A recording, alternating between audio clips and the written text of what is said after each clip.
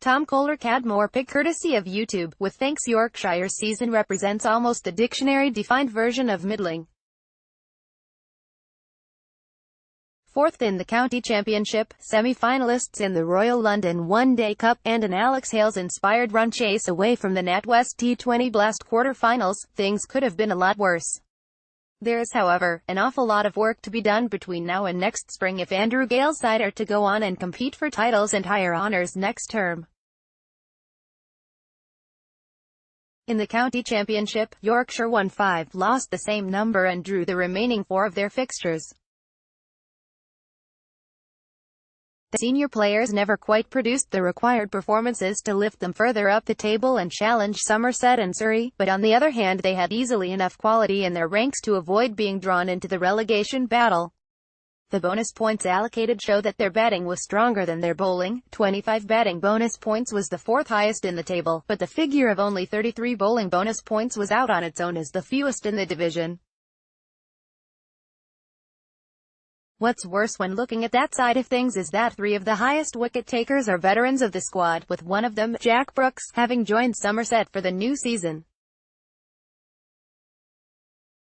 The fact that Liam Plunkett, David Willey and Matt Fisher only made a handful of appearances between them all season did not help matters. The remaining ever-presents, Tim Bresnan and Stephen Patterson, will look to Ben Coad next season to shoulder some of the burden. Coad is already an England Lion, and will be hoping that his nibbling seamers will land another large bag of wickets next year and therefore help him launch his claim for higher honours. With Jimmy Anderson and Stuart Broad slowly coming to the final parts of their Test careers, young seamers across the country will have a definite chance to impress. In terms of the batting, Yorkshire somehow managed to muddle through without any of their premier players having particularly good seasons. Adam Lyth, Gary Ballance and young Harry Brook were the mainstays of their championship top order throughout the season, but they could only average 27, 39 and 25 respectively. Alex Lees, once hailed as the eventual successor to Alistair Cook in opening the batting for England, averaged 6.25 from 8 innings and spent the latter part of the season at Durham. He'll join them permanently next year. The international players such as Johnny Bairstow and Kane Williamson impressed on the odd occasions they were there, but Yorkshire cannot be relying on them for many of their runs next year. The one standout was Tom Kohler-Cadmore, who finally showed his promise in the 4-day game, averaging 46 from 11 innings, including 2 centuries. He will surely play more than 4 county championship games in 2019. Their limited overs campaigns did offer Yorkshire plenty of encouragement at first, especially their fortunes in the Royal London One-Day Cup. The Yorkies lost only one of their group matches, and beat Essex in a thriller in the quarter-final. They were eventually undone in the semi by Hampshire, and as the latter went on to lift the cup, that is no disgrace at all. Kohler-Cadmore again impressed in this format, and in fact it was his performances in the 50-over stuff in the early part of the summer that brought him into the reckoning for a spot in the 4-day team later in the year. He's another one who England will be keeping an eye on, not that they have a deficit of talented ODI batsmen currently. It was a similar case of so near and yet so far in the T20 Blast, where inconsistent performances left them needing to win their final group game, against Nottinghamshire at Headingley, to progress. They fell a long way short in the end, Alex Hales and Tom Moores chasing down a subpar total with ease and taking the Midlands side into the quarters.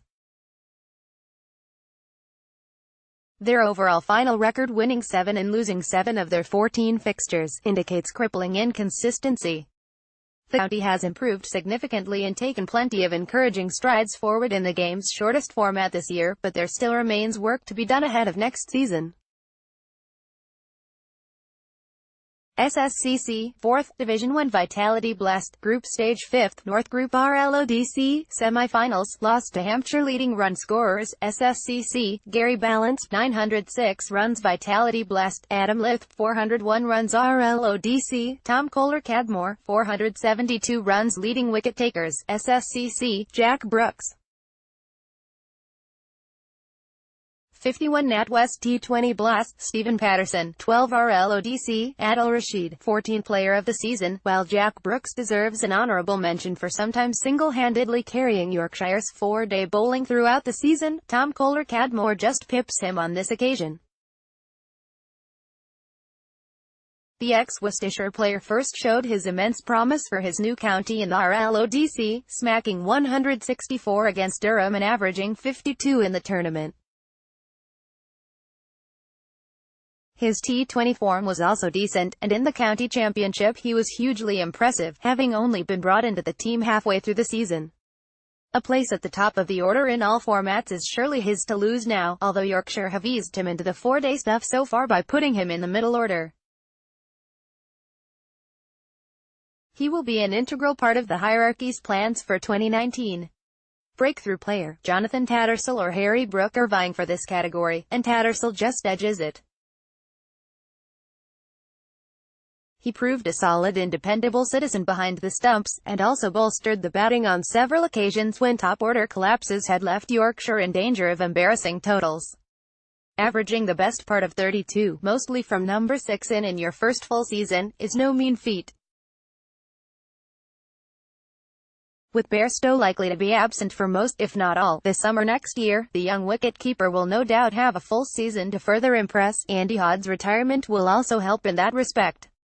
Could have done better, quite a few players to choose from for this dubious award. If we limit this to players who will be here next year, Alex Hales and Cheteshwar Pujara obviously had miserable seasons for the most part, but it's unlikely either will be here next spring. It probably has to go to Adam Lyth. The left-handed opener really needed to score a bucket load of runs, bearing in mind the relative fragility and inexperience of the batsmen around him, and averaging 27 in the championship represents a failure on that basis. There are obvious mitigating circumstances. Not many openers found it easy this summer, but they still needed a bit more from one of their senior players. He'll need a better year in 2019 if Yorkshire are to progress their four-day game. Need to work on getting a stable batting order would be a good place to start. Working out who accompanies Lyth at the top of the order, which players should make up the middle order, and where Kohler-Cadmore should bat are all questions that need to be answered. The pace bowling also represents an issue in that their best performers are yet again those who are coming to the end of their careers. They need more next season from Matt Fisher and David Willey to name but two. What's next? There have been a fair few departures, with 5 players having left the club so far. Alex Hales, Jack Brooks and Liam Plunkett have all moved on to pastures new, while the ever-dependable Andy Hodde has retired and Azim Rafiq has been released. Into the fold have come leg spinner Josh Poisden from Warwickshire, Matthew Pillins from Surrey, no doubt in an effort to take Plunkett's place in the limited overs bowling stocks, and talented young batsman Will Frayne has joined after a year at Notts. A hard season to judge, really. While not many players can be said to have truly enhanced their potential and performed to the maximum, Yorkshire have had 3 reasonable finishes, and will no doubt have pleased the hierarchy by making real strides in the limited overs formats. The supporters will of course expect a better performance in the county championship next season however, and that will represent a sizable challenge. Season rating 6.5 related.